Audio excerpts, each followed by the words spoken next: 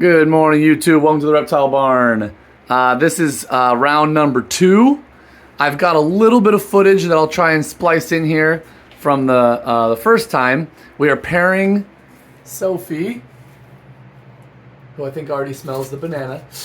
Yeah, she's the female Philippine sailfin dragon. That's Hydrosaurus pustulatus. And we're gonna, Caleb's just luring her out to have one more breeding session with the male, Salvador. It's probably not necessary. She's usually fertile for like months after one breeding, but just in case, we're gonna put her in again.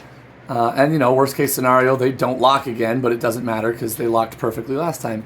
I just didn't catch it all on video last time, so I wanted to try and film it this time all the way through. And just in case anyone's interested, you want to know most sailfins' favorite food? It's bananas. They love bananas. Yeah, I'll take it.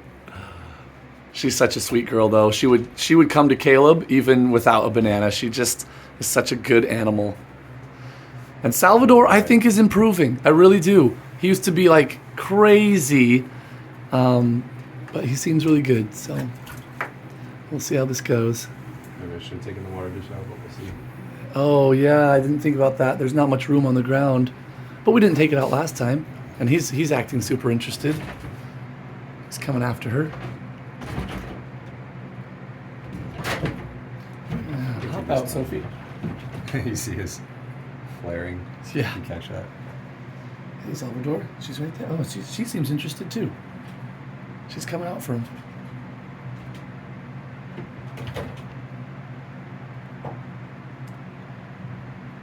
Go get her, big guy. Oh, we forgot to clean the glass. That's okay. I think it still shows up. Yeah, go get her. Go get her. Yeah. Good job. Hold still, Sophie.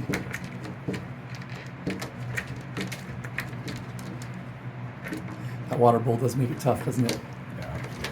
I think they'll go all the way to the other side, though. They've bred in the water bowl before. Yeah, I think they'll be fine. So that biting, anyone who's not familiar, it is not really aggressive. It doesn't hurt her. The positioning for lizards to breed is kind of awkward, so he's got to kind of hold on.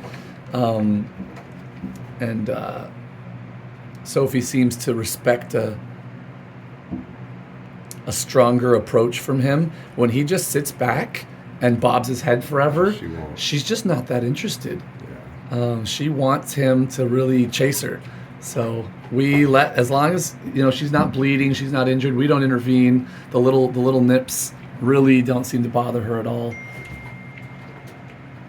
Yeah, they'll get down on the ground, I think, and it'll be easier. Oh, we tried. Try pulling that water bowl out. They get out of the way enough. If she goes up on the shelf, I think. Yeah, the ground being open would make it a lot easier, probably. I didn't think about that. Well, it's up to you if you want to try and pull it out, because he seems super interested in breeding again. Is he going to be really mad, though, if you intervene now? Just going to wait for him to go up there. Okay. So I got at least some good pictures last time of when they were actually locked up. So if I don't manage to film the copulation, I'll still that's not gonna work. Oh, actually, if they get up on the shelf, there we go. That might work. It's a great spot. Yeah. Good job, Salvador. Look how purple he is, even with all that shed still on his tail.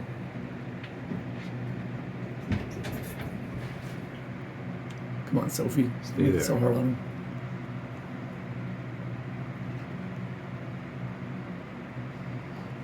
She's big, too. There they go.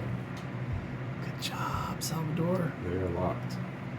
Very good. And I'm not going to film the whole thing because they'll often be locked for 10 minutes, 10 minutes or 15 minutes, yeah. But there they go.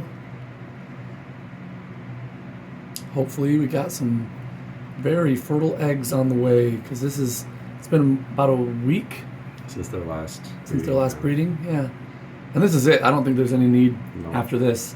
with 2 weeks straight of really perfect locks. We used to only do one breeding, but Yeah. as long as we saw a visual lock, but her cycle has gotten a little drawn out, so I just Yeah. want to make sure. Well, that is perfect. And we're like right here staring at him, and he's still just very confidently breeding. That's good to see. 'Cause man, when this is his 3rd cage in a year. Yeah. He's been very disrupted in his routine. It takes him several months to get acclimated to his new cage, so. And while they're locked up, do you mind just saying why we decided to switch to this cage and this kind of setup? So this is a lot more similar to, you just saw Sophie's cage right here. Just the square footage and the floor space and just the way everything's set up in there works a lot better.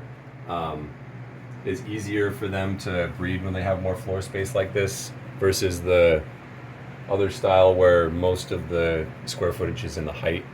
And they don't need as much height anyways. They're not, really, I mean, they'll climb, but they're not really arboreal. So just having it set up like this gives, like right here, they have way more space. They have a hard time on branches or in slopes in their other cage. This one, I mean, it's kind of crashed now. It's been sitting here for a few months. But they would have problems. They would fall off. They'd slide off the shelves. She would jump down and he wouldn't want to go follow her because he couldn't see her very well. So, yeah. Yeah, they both, at least in my mind, seem to be most confident if the other one is also showing a ton of interest. Yeah. Both of them. Like if Sophie doesn't like move around and let him approach, if she fights him off when he goes to kind of mount, he loses confidence. Yeah. And vice versa.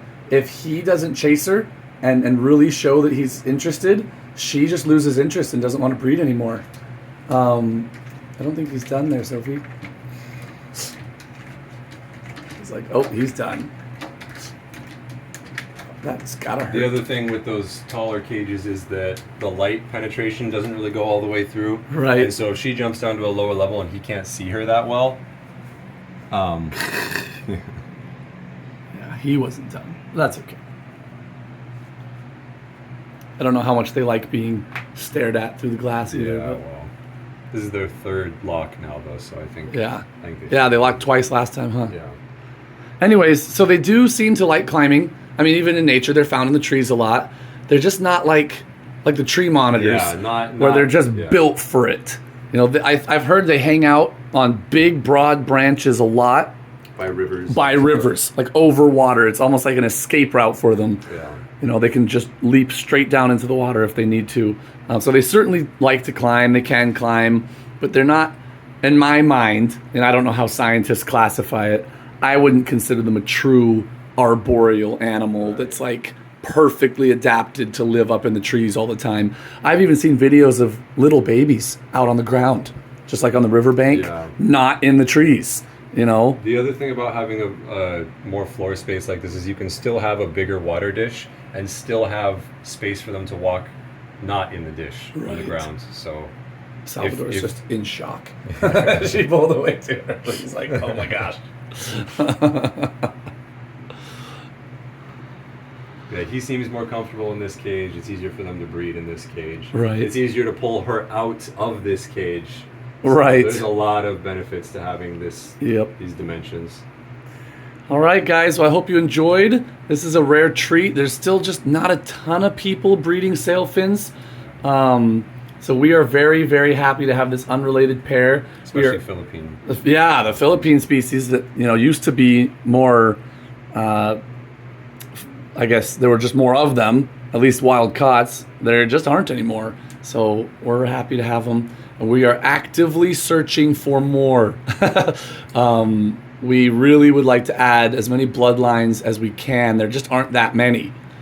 So we'd like to have a diverse genetics in our Philippine sailfin dragons. But anyways, that is all for now. Thank you guys so much for watching. Till next time, we're the Reptile Barn.